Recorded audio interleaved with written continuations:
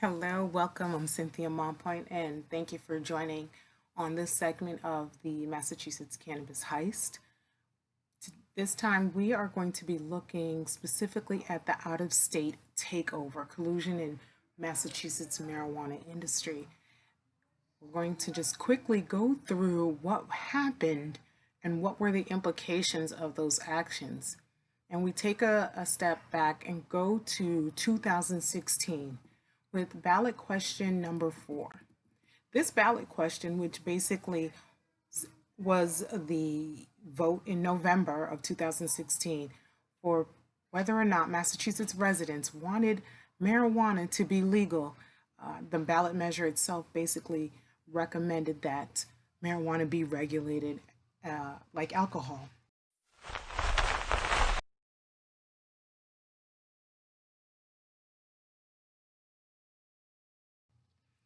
This ballot was directed and drafted by Shaleen Title, VicenteSederberg, and Forefront advisors at the time. They had yet to evolve into Forefront Ventures. What was key in that ballot and the way that it was drafted by these three out of state folks who they were coming from Colorado, where they had spent quite a bit of time being instrumental in and basically driving legalization and Amendment 64 in Colorado.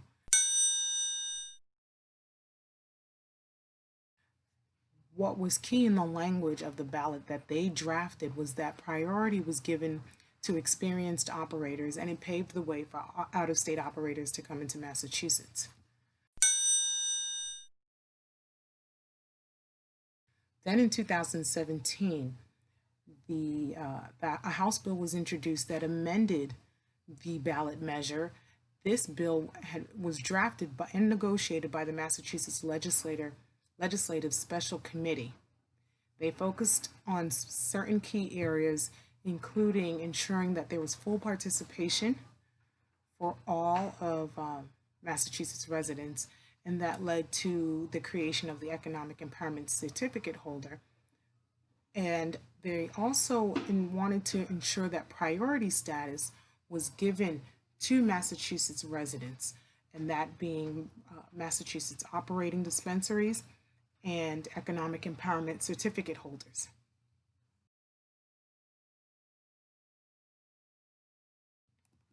Then in 2018, which is when we actually see the Cannabis Control Commission after it's been established now, and we have Shaleen Title, who again was part of the drafting of the original bill, is appointed to the commission by the Attorney General and Massachusetts Treasurer Maura Healey and Deb Goldberg.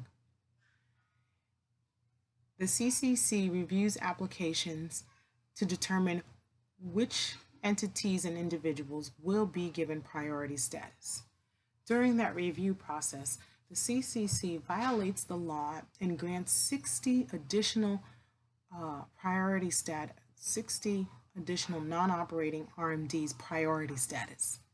What does that mean? In the legislation, it made it clear when you look at the acts coming out of 2017 session, chapter 55, it made it clear that priority status was reserved for operating and dispensing RMDs, those that had gone through the process with the Department of Public Health to obtain a medical treatment center license, and they had reached the point of being able to, it says in there that they had reached provisional and or final license, and then it goes on to add, and that they are operating and dispensing. So at the time of application review for priority status, there were only about 22 dispensaries that met that criteria. However, the CCC granted during that time frame that priority status to 82 RMDs, which means there were 60, a little bit over 60 RMDs that were not operating, that were not serving Massachusetts patients. The majority of them coming from out of state, having other operations throughout the country and looking to open up into the Massachusetts market.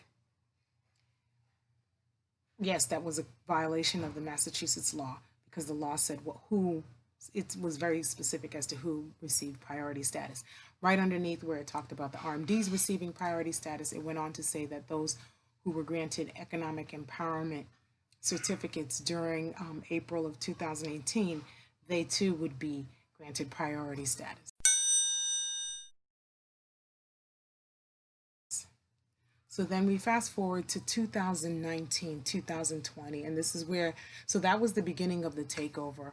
And then we have in 2019 and 2020, Massachusetts CCC extends the priority status to any entity willing to pay for a medical treatment center license.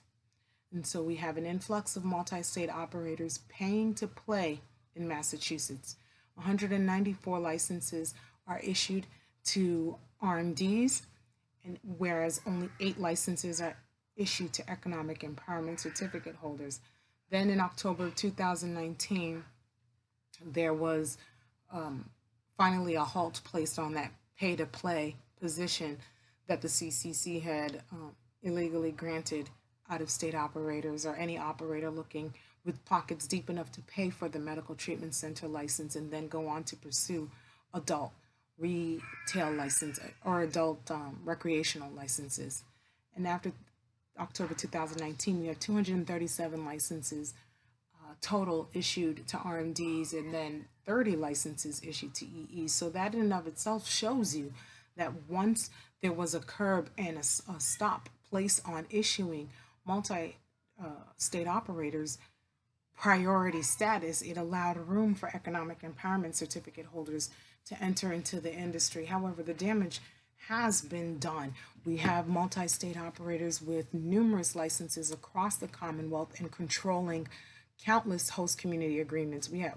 There's actually, there hasn't been a record made as to the number of host community agreements that these licensed RMDs now have across the Commonwealth, leveraging the priority status that they were legally granted from the CCC. And this, in a nutshell, is what constitutes and allowed and facilitated the out-of-state takeover and the collusion that has taken place between the Cannabis Control Commission and the multi-state operators through Shaleen Title in her position as a commissioner, and then her ties and her previous position with VicenteSederberg and Forefront Ventures, for which she also is still a minority shareholder.